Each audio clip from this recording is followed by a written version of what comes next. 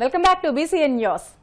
వర్షాభావ పరిస్థితులు తొలగి సమృద్ధిగా వానలు కురవాలని ఆకాంక్షిస్తూ ఏలూరు జిల్లా భీముడోలు మండలం గుండుగొల్ను గ్రామంలో ఆదివారం గ్రామస్తులు సాంప్రదాయబద్దంగా గంగానమ్మ జాతర నిర్వహించారు.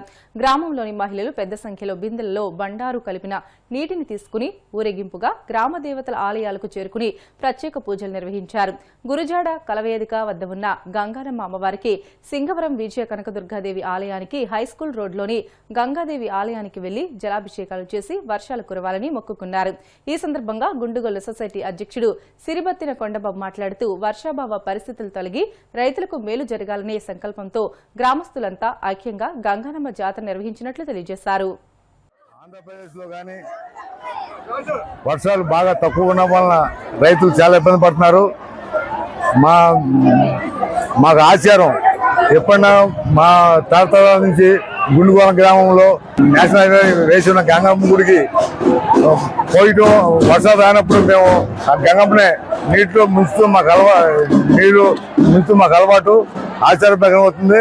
వర్షాలు లేకపోవడం వలన మనకి గంగమ్మ గుండుగొలలో గుళ్ళన్నీ నీళ్లు పోసి, ఆ గంగమ్మ కూడా నీళ్లు పోసి, ఈ మన యాదవ సంఘం వారి సహకారంతో, గుండుగోల గ్రామస్తుల సహకారంతో, అలాగే అన్ని పార్టీ కూటమి నాయకుల సహకారంతో, అన్ని సహకారంతో ఇవాళ ఈ గంగమ్మ తల్లికి స్నానం చేపించడం జరుగుతుంది.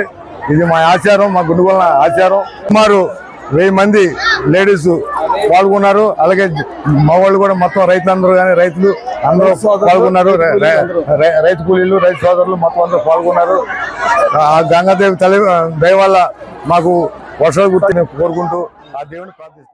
కలియుగ ప్రత్యక్ష దైవం తిరుమల శ్రీ వెంకటేశ్వర స్వామి వారిని బీఆర్ఎస్ నేత, తెలంగాణ మాజీ మంత్రి హరీష్ రావు దర్శించుకున్నారు. వీఐపీ విరామ దర్శన సమయంలో కుటుంబ సభ్యులతో కలిసి స్వామివారి సేవలో పాల్గొని మొక్కులు చెల్లించుకున్నారు. దర్శనానంతరం వీరికి రంగనాయకుల మండపంలో వేద పండితులు వేద ఆశీర్వచనం అందించగా ఆలయ అధికారులు స్వామివారి తీర్థ ప్రసాదాలు అందజేసి పట్టు వస్త్రంతో సత్కరించారు. కేసీఆర్ కుటుంబం వందలాది ఎకరాల్లో ఫామ్ హౌసులు నిర్మించుకుందని, వారు నిజాం రాజును మించిన ధనవంతులుగా ఎదిగారని తెలంగాణ ముఖ్యమంత్రి రేవంత్ రెడ్డి విమర్శించారు. ప్రముఖ కవి, గాయకుడు, తెలంగాణ ఉద్యమ స్ఫూర్తిదాత అందేశ్రీ గౌరవార్థం ఘట్ కేసర్లో నిర్మించనున్న అందేశ్రీ స్మృతి వనం పనులకు ముఖ్యమంత్రి భూమి పూజ నిర్వహించారు. ఈ సందర్భంగా ఏర్పాటు చేసిన సభలో ఆయన ప్రసంగిస్తూ గత బీఆర్ఎస్ ప్రభుత్వంపై తీవ్రస్థాయిలో ధ్వజమెత్తారు. అయినా ఒక్క మాట చెప్పదలుచుకున్నా, సరిగ్గా 2 తరాల ముందు నిజాం నవాబు కాసిం రిజ్వీ ప్రపంచంలో ఆగర్భ శ్రీమంతులు, ప్రపంచంలోనే అత్యంత ధనికుల లెక్కగట్టినప్పుడు మొదటి 2 స్థానాలలో ఆనాడు నిజాం ప్రభు ఉండే. సరిగ్గా 2 తరాల తర్వాత ఒక పారిశ్రామికవేత్త బాగా రాణించి 1000 కోట్ల రూపాయలు సంపాదించినాక ఆయనకు కోరిక కలిగింది. అరే, ప్రపంచంలోనే శ్రీమంతుడైన నిజాం కుటుంబాన్ని కలుద్దాం, ఎవరున్నారు ఆ కుటుంబం అని ఎతికిండు. కలుద్దామని ప్రయత్నం చేసిండు. కకావికలం అయిపోయి చెట్టుకొకడు, పుట్టకొకడు, దేశానికొకడు దిక్కులేని పరిస్థితి నిజాం కుటుంబానికే పట్టింది. నీ కుటుంబం ఎంత, ఈకలోది తోకలోది. ఇవాళ నువ్వు అనుకుంటున్నామేమో చాలా ఉన్నాయని, ఏది ఉండదు బిడ్డ. బిచ్చమెత్తుకొని బతకాల్సి వస్తుంది. తెలంగాణ సమాజం గమనిస్తుంది. ప్రపంచానికి ఆగర్భ శ్రీమంతుడైన నిజాము 3వ తరం వచ్చే లోపల చూద్దామంటే కూడా దొరకని పరిస్థితి ఈ ప్రాంతంలో ఉత్పన్నమైంది. నువ్వెంత, నీ బిషాత్ ఎంత, నీ జాతి ఎంత? నీ జాతి ఈ ప్రజా పరిపాలన మీద శాపనార్థాలు పెడుతుందా? చర్చకు రమ్మంటే చేత కాదు, అసెంబ్లీకి రమ్మంటే ఇంట్లో వండుకుంటాం. ఇంట్లో వండుకొని వెనుకంగా కుట్రలు, కుతంత్రాలు. తెలంగాణ సమాజం ఎడ్డిదో గుడ్డిదో కాదు. తెలంగాణ సమాజం చైతన్యవంతమైంది. అదే సమయంలో తెలంగాణ సమాజం సంయమనంతో వ్యవహరిస్తుంది. 220 సంవత్సరాలు పరిపాలించిన నిజామును కూడా సాయుధ రైతాంగ పోరాటం ద్వారా మట్టి గరిపించి ఈ నేలలోనే కలిపేసి తెలంగాణ చైతన్యాన్ని ప్రదర్శించింది. నువ్వెంత? నువ్వు 10 ఏళ్ళు ముఖ్యమంత్రిగా ఉంటే నిజాం కంటే గొప్పని అయిపోయినా అని విర్రవీగితే ఈ తెలంగాణ సమాజం ఊరుకుంటుందా? ఈ తెలంగాణ సమాజం నిన్ను క్షమిస్తుందని నువ్వు అనుకుంటున్నావా? అందుకే మిత్రులారా, ఈనాడు అందశ్రీ అనేవాడు ఆధిపత్యం తెలంగాణ మీద ప్రదర్శించాలనుకున్నప్పుడు, ఈ తెలంగాణని ఆక్రమించుకొని ఈ తెలంగాణను దోసుకోవాలనుకున్నప్పుడు ఏ తరమైన అందశ్రీ మళ్ళీ పుడతాడు. ఆ అందశ్రీ స్ఫూర్తి మన గుండెల్లో ఉంటుంది. ఎవడు ఈ తెలంగాణను చెరబట్టలేడు, ఎవడు శాశ్వతంగా ఈ తెలంగాణను దోచుకున్నని వికటట్టహాసం చెయ్యలేడు. అప్పుడు అందశ్రీ తప్పకుండా వస్తాడు, పాటై వస్తాడు, తెలంగాణ సమాజాన్ని చైతన్యం చేస్తాడు. ఒక స్ఫూర్తి ప్రదాతగా అందశ్రీ ఉంటాడు. అందశ్రీ స్ఫూర్తి మా ప్రభుత్వానికి, మా పాలనకు శ్రీరామ రక్ష. ఈరోజు కూడా గుండె మీద చెయ్యేసుకుని ధైర్యంగా నేను చెప్పగలను, అందశ్రీ గద్దర్ స్ఫూర్తి మా పరిపాలనలో ఉంది. మాట కోసం నేను ఈ మాట చెప్పట్లేదు, నిజమైన స్ఫూర్తిని తీసుకొని ఈరోజు పరిపాలన అందిస్తున్నా.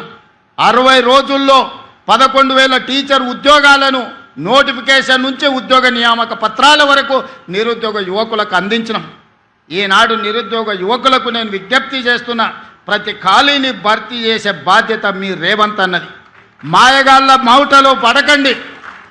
ఆనాడు కూడా ఇట్లానే 100 రూపాయలు పెట్టి పెట్రోల్ తెచ్చుకున్నారు, 10 పైసలు పెట్టి అగ్గిపెట్టె తెచ్చుకోలే, అగ్గిపెట్టె రావు. ఎవడన్నా పుణ్యాత్ముడు ఆ 10 పైసలు అగ్గిపెట్టె తెచ్చి గీర్నుంటే ఈ తెలంగాణ సమాజానికి బాధనే ఉండేది కాదు. అది చూసి భావోద్వేగానికి లోగైన తెలంగాణ బిడ్డలు, ఓ శ్రీకాంతాచారి, ఓ ఈశాన్ రెడ్డి, ఓ వేణుగోపాల్ రెడ్డి, ఓ సురేష్ నాయక్, ఓ యాదయ్య, ఓ కానిస్టేబుల్ కిష్టయ్య ఉరి కొయ్యలకి ఏలాడినరు. బగబగ వండే నిప్పుల్లో తెలంగాణ కోసం అమర వీరులైనరు. కానీ వాళ్ళ కుటుంబంలో ఒక్కడికైనా ఘోరంత గీతైన పడ్డదా ఆలోచన చేయండి సోదరులారా. ఎంత దుర్మార్గులో, ఎంత కుట్రపూరితమైన జాతో ఆ జాతి ఈ తెలంగాణ సమాజాన్ని, తెలంగాణ జాతిని చెరబట్టాలని ఆలోచన చేస్తుంది. ఆనాటి నుంచి ఈనాటి వరకు, ఆనాడు మలి ఉద్యమంలో మొదటి ఆత్మ బలిదానం చేసుకున్న శ్రీకాంతాచారి తల్లి శంకరమ్మ బతికే ఉంది. నిన్ననో మొన్ననో ఆ అమ్మ మాట్లాడింది. 10 ఏళ్ళు ఒక్కరోజైనా గుర్తొచ్చిందా? నీ చెల్లెలు కవితమ్మకు ఎమ్మెల్సీ ఇచ్చినావు, కానీ శంకరమ్మకి ఏమన్నా ఇచ్చినావా? చిన్న ఉద్యోగమైన ఇచ్చినావా? అసలు మనిషిగానన్నా గుర్తించినవా శంకరమ్మను? ఎంత దుఃఖం ఉండింటుంది ఆ తల్లి కడుపులో కొడుకును కోల్పోయినప్పుడు. చెట్టంత కొడుకు చేతికొచ్చి తన భవిష్యత్తు బంగారంగా ఉంటుందని ఆ తల్లి కళ్ళలు కన్నప్పుడు, కాలిన నిప్పులాగా, బగబగ మండుతున్న నిప్పులాగా శవమై ఇంటికి వస్తే ఆ తల్లి దుఃఖం ఒక్కరోజైనా నీకు అర్థమైందా? ఎందుకంటే నీ జాతిలో కానీ నీ కుటుంబంలో కానీ ఎవరికి గీత కూడా పడలేదు, ఎవ్వడు సావలేదు. మంది చచ్చిపోయినరు కాబట్టి, సమిధలు అయినరు కాబట్టి, ఆ సమిధలనే నీ మెట్లుగా మార్చుకొని అధికారంలోకి వచ్చినావు. ఇవాళ అదే శంకరమ్మకు మేము ఈరోజు మహిళా కమిషన్ సభ్యురాలను చేసినాం. తెలంగాణ ఉద్యమ స్ఫూర్తిని నింపిన ఆడబిడ్డ వీరనారి చాకలి ఐలమ్మ. వార్తలు ముగించే ముందు ముఖ్యాంశాలు మరొకసారి. రాష్ట్ర ప్రయోజనాలకు అనుగుణంగా నేషన్ ఫస్ట్ అనే భావన స్పష్టంగా ప్రతిఫలించాలి. పార్లమెంట్ వర్షాకాల సమావేశాలపై ఎంపీలకు జనసేన అధినేత పవన్ దిశానిర్దేశం. రాష్ట్రంలో శాంతి భద్రతలు పూర్తిగా క్షీణించి బీహార్ను మించిన జంగిల్ రాజు నడుస్తుంది.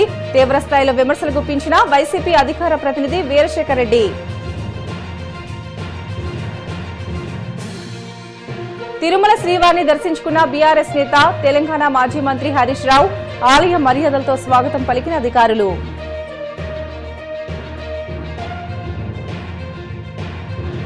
కేసీఆర్ కుటుంబీకులు నిజాం రాజును మించిన ధనవంతులుగా మారారు. తీవ్రస్థాయిలో విమర్శలు గుప్పించిన తెలంగాణ ముఖ్యమంత్రి రేవంత్ రెడ్డి. ఇవి ఇప్పటి వరకున్న బులెటిన్లోని అప్డేట్స్. మరిన్ని వార్తల కోసం BCN digital YouTube channel, Facebook పేజీని ఫాలో అవ్వండి. Please do subscribe.